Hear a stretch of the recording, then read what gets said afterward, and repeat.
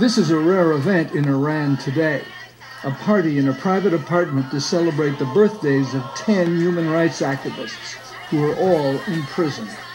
Their relatives and friends gathered, including the husband and children of Nasrin Sotoudeh, an attorney who has defended many of the activists.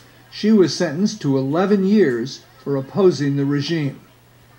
To the surprise of many, no one at this party was arrested, but gatherings like this are increasingly infrequent, as the government has made it more difficult than ever for dissidents even to meet, much less to openly push for free speech, free elections, and human rights. For a decade, Sotoudeh defended Iranians accused of all manner of crimes, and it has cost her and her young family a lot. Here she is 5 years ago, working the phones, giving media interviews, trying to prevent the execution of a teenager. The next day, the youth's life was spared. During the Green Movement, an uprising that followed the disputed re-election of Mahmoud Ahmadinejad in 2009, people took to the streets, demanding their votes be counted. Many were emboldened to speak out for issues like human rights that had been suppressed for years. But the regime quickly dashed any hopes with a violent and firm response. Sotoudeh was one of a few attorneys who dared to defend the protesters, pushing for rights for women, juveniles, and dissidents, and not always winning. Her 17-year-old client in this case was accused of political activity against the government, and he was hanged at the age of 20.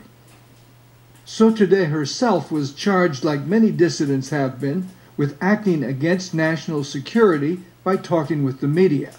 Her husband, Reza Khandan, says it goes deeper than that.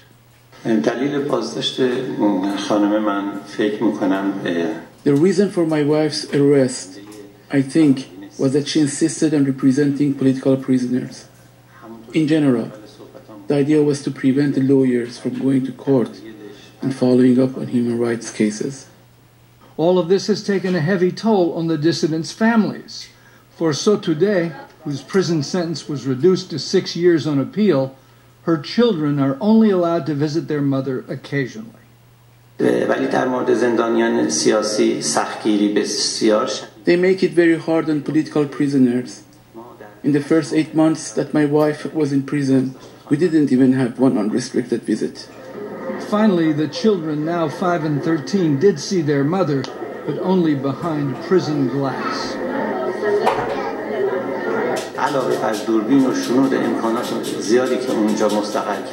In addition to cameras and microphones, there are guards who stand there and watch us.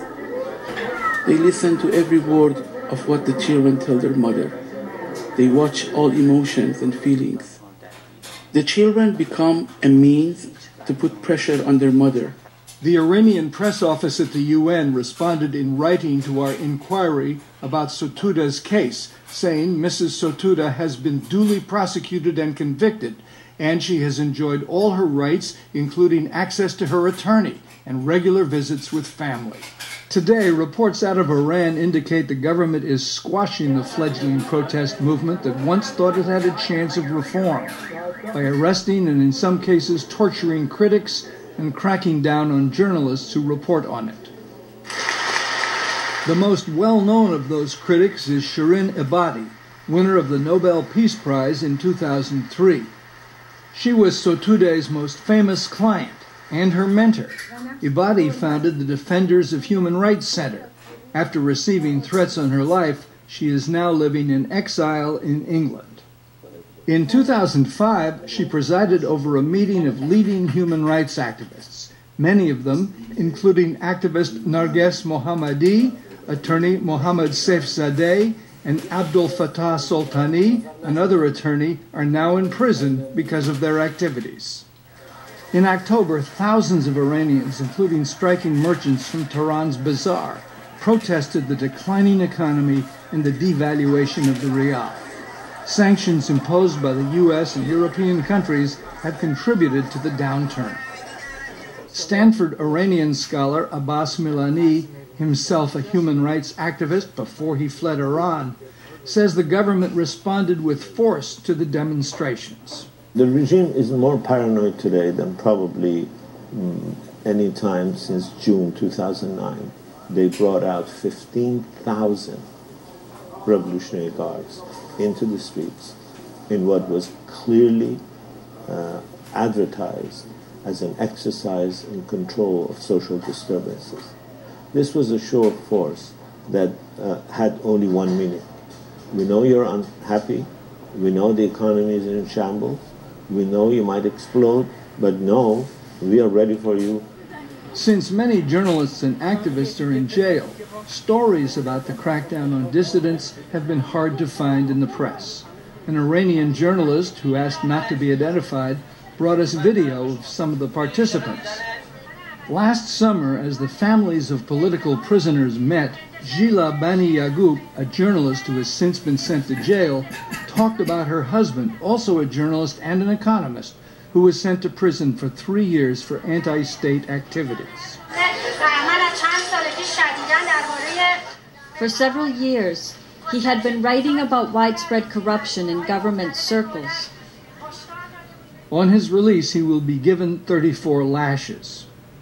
This fall, the United Nations Human Rights Office declared that Iranian authorities have embarked on a severe clampdown on journalists and human rights activists in a run-up to next June's Iranian presidential elections. The Iranian delegation to the UN dismissed the report as unfair and biased and said the Republic has worked wholeheartedly to realize the rights of its citizens. In an email to the NewsHour, the Iranian UN mission claimed the report leveled general allegations in the absence of authentic and reliable evidence aimed to serve propaganda. The communication also stated that political parties enjoy the right of freedom of speech and free activities, and the Iranians accused the U.S. of a long list of gross and systematic violations of human rights, both at home and abroad. Regime critics say they risk years in prison for their actions. Abdul Fattah Soltani, an attorney and co-founder of the Defender of Human Rights Center, tried to represent leaders of the minority Baha'i faith. His daughter, Mayadeh Soltani, was interviewed in Germany. My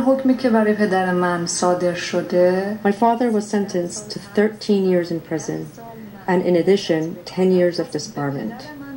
In the trial, the judge told my father, as soon as you're in jail and you don't work, that's good enough for us. They don't want him to do his job. Besides fighting for their own rights to protest, the dissidents have long fought for women's rights, equality in marriage and inheritance, an end to polygamy and restrictions on women's dress, all dictated by clerics who enforce a strict interpretation of Islam. Anything can be regarded as a form of protest, says Abbas Milani, who is teaching a seminar at Stanford on dissent in Iran. Milani told his students the regime is very clever in using force. I don't think this is a regime that uses force randomly. They use force when they need it. They're brutal when they need to be. The number of people killed by this regime is in tens of thousands. In one short period alone, they killed almost 4,000 political prisoners who were already serving time on another crime. I asked him what the regime is afraid of. Why is it so paranoid, as he put it? They're afraid because they know the reality. The Iranian society doesn't want them.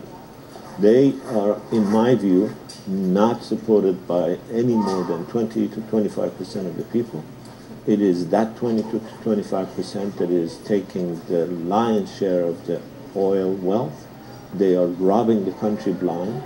The dissidents earned international recognition recently when imprisoned attorney Nasrin Sotoudeh and banned filmmaker Jafar Panahi were awarded the European Parliament's prestigious Sakharov Prize for human rights work.